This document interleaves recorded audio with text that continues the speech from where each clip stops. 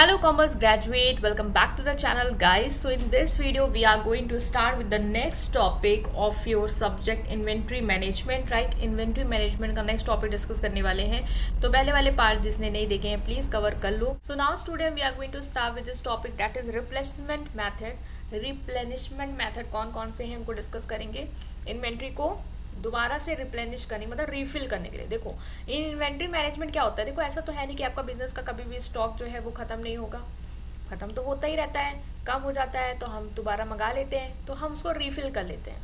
तो ये जो रीफिल करना स्टॉक होता है यही आपका क्या कहलाता है, रिप्लेनिश. तो बहुत सारे तरीके होंगे स्टॉक को रीफिल करने के, ठीक है, जब वो नीचे जाता है, जिससे बिजनेस कभी भी आउट ऑफ स्टॉक या ना हो और कस्टमर उसके डिससेटिस्फाइड ना हो, उसको टाइम पे सर्व किया जाए. तो बहुत सारे मैथड जिसमें बिजनेस डील करता है वो कौन कौन से हैं. पहला है कंटिन्यूस रिप्लेसमेंट.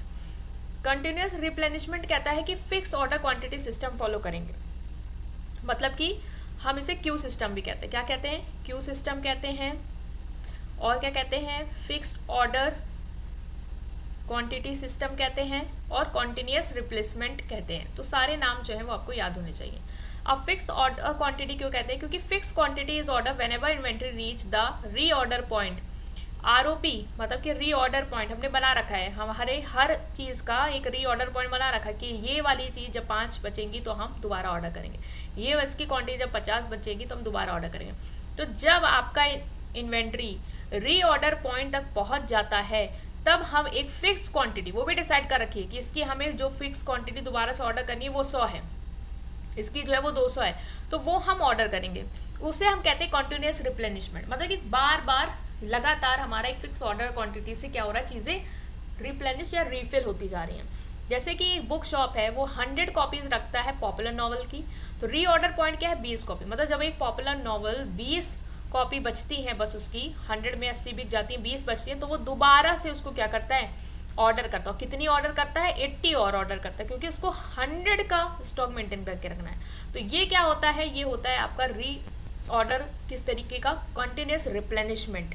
ठीक है, ऑर्डर हमेशा सेम क्वांटिटी करेंगे. मतलब जब भी 20 तक आई हमने 80 और मंगा ली, 20 तक आई हमने 80 और मंगा ली. तो ये होता है हमारा continuous replenishment. Stock consistent level रहेगा, हमेशा 100 बनी रहेगी और रिक्वायर रेगुलर मॉनिटरिंग. और आपको इसको रेगुलर क्या करना है, मॉनिटर करते रहना, देखते रहना है कितनी बनी है कितनी नहीं. हमेशा 100 नहीं बने रहेंगे, ऑफकोर्स बिकेगा, पर जब 20 पे आएगा तो हम दोबारा से उसको 100 कर लेंगे. पीरियोडिक रिप्लेनिशमेंट क्या है, फिक्स ऑर्डर इंटरवल सिस्टम. इसको हम पी सिस्टम कहते हैं. पी सिस्टम क्या कहता है कि order a place after fix in time interval. Fix time interval के बाद हम ऑर्डर पे क्या करते हैं, प्लेस करते हैं, जैसे वीकली, मंथली.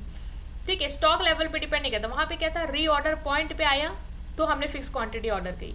यहाँ पे हमने टाइम पीरियड के हिसाब के किया. हर वीक हम स्टॉक मंगाते हैं, हर मंथ हम स्टॉक मंगाते हैं, वो होता है पीरियोडिक रिप्लेनिशमेंट. जैसे कि ग्रॉसरी स्टोर मिल्क हर दिन मंगाता है, एवरी मंडे मॉर्निंग मंगाता है, नो मैटर कितना स्टॉक बचा हो. सम टाइम एक्स्ट्रा स्टॉक में कम if little was sold last week. Some time it may run out early if demand was high. जैसे ग्रॉसरी स्टोर है वो क्या करता है, मिल्क को हर मंडे मॉर्निंग क्या करता है, ऑर्डर करता है. फ़र्क नहीं पड़ता कितना उसके पास स्टॉक बचा है, हो सकता है ज़्यादा स्टॉक बचा हो, ठीक है, हो सकता है कि स्टॉक जो है वो जल्दी बिक जाए. नेक्स्ट है इजी टू मैनेज है. रिस्क और स्टॉक और ओवर स्टॉकिंग का रहता है कि भाई ज़्यादा आपने मंगाया है, मंडे को मंगा रहे हो सकता है उस दौरान उससे पहले बहुत सारे जल्दी बिक गए हों लास्ट वीक. ठीक है, बहुत हाई डिमांड हो तो फिर तो आपके पास स्टॉक रहेगा ही नहीं, क्योंकि आप तो मंडे को मंगा रहे हो. जस्ट इन टाइम, जैसे ही आपको लगा कि ज़रूरत है वैसे ही ऑर्डर कर लिया, मतलब छोटे छोटे बैच में मंगाते हैं.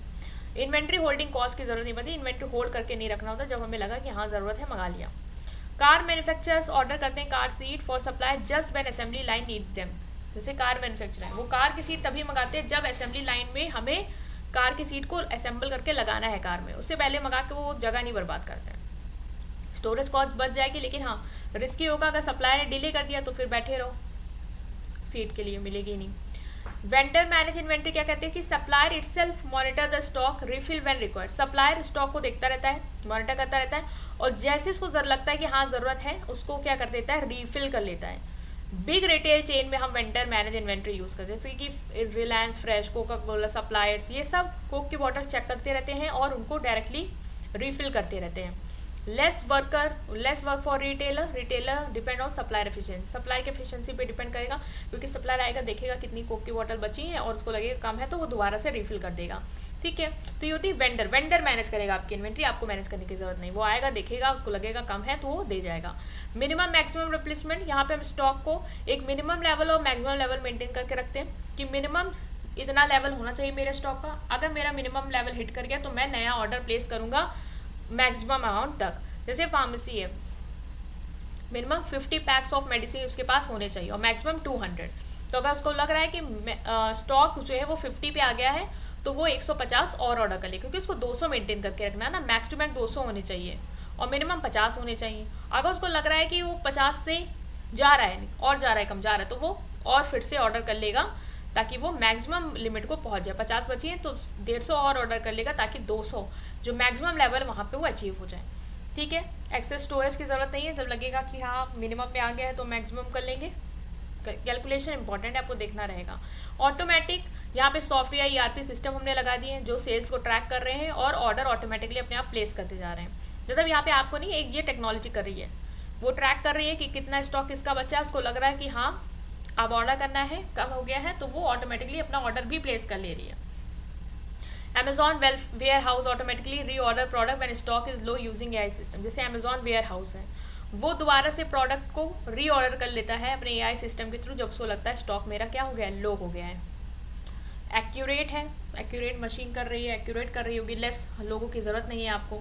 हाँ सॉफ्टवेयर इंस्टॉल करा रहे हो तो पैसे तो देने पड़ेंगे, उसकी कॉस्ट इंस्टॉलेशन की आएगी आपके, ठीक है गाइस। तो हमने डिस्कस कर लिया, आई होप आप अंडरस्टैंड कर पाएँ। स्टिल कोई भी डाउट हो कमेंट सेक्शन में पूछेगा, वीडियो को लाइक कर दीजिएगा, चैनल को सब्सक्राइब करिएगा। Thank you.